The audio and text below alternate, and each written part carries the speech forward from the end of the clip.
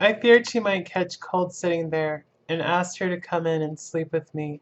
So she came into bed and lay down beside me. She did not take off her dressing gown, for she said she would only stay a while and then go back to her own bed. As she lay there in my arms and I in hers, the flapping and buffeting came to the window again. She was startled and a little frightened and cried out, "What is that?" I tried to pacify her and at last succeeded, and she lay quiet, but I could hear her poor dear heart still beating terribly.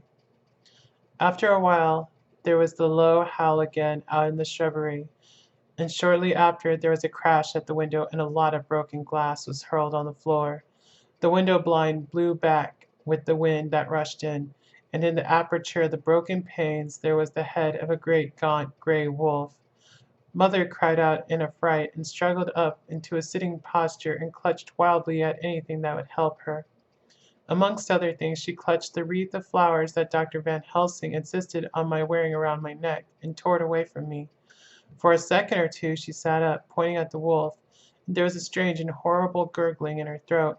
Then she fell over, as if struck with lightning, and her head hit my forehead and made me dizzy for a moment or two. The room and all round seemed to spin around. I kept my eyes fixed on the window, but the wolf drew his head back, and a whole myriad of little specks seemed to come blowing in through the broken window, and wheeling and circling round like the pillar of dust that travelers describe when there is a sea moon in the desert.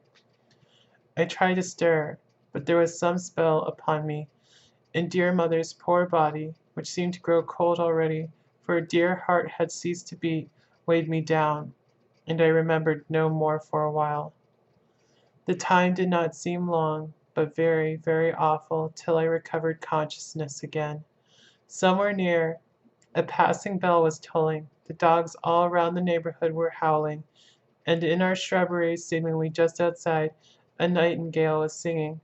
I was dazed and stupid with pain and terror and weakness, but the sound of the nightingale seemed like the voice of my dead mother come back to comfort me. The sound seemed to have wakened the maids too, for I could hear their bare feet pattering outside my door. I called to them, and they came in, and when they saw what had happened, and what it was that lay over me on the bed, they screamed out. The wind rushed in through the broken window, and the door slammed to. They lifted out the body of my dear mother and laid her, covered up with a sheet, on the bed after I had got up.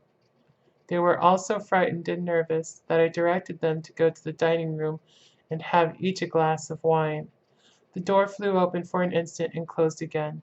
The maids shrieked, and they went in a body to the dining room, and I laid what flowers I had on my dear mother's breast. When they were there, I remembered that what Dr. Van Helsing had told me, but I didn't like to remove them, and besides, I would have some of the servants to sit up with me now. I was surprised that the maids did not come back. I called them, but got no answer, so I went to the dining room to look for them. My heart sank when I saw what had happened. They all four lay helpless on the floor, breathing heavily. The decanter of sherry was on the table, half full, but there was a queer, acrid smell about. I was suspicious and examined the decanter. It smelled of laudanum, and looking on the sideboard, I found that the bottle which mother's doctor uses for her, did use, was empty. What am I to do? What am I to do? I am back in the room with mother. I cannot leave her, and I am alone, save for the sleeping servants whom someone has drugged. Alone with the dead, I dare not go out, for I can hear the low howl of the wolf through the broken window. The air seems full of specks, floating and circling in the draught from the window, and the light burns blue and dim. What am I to do?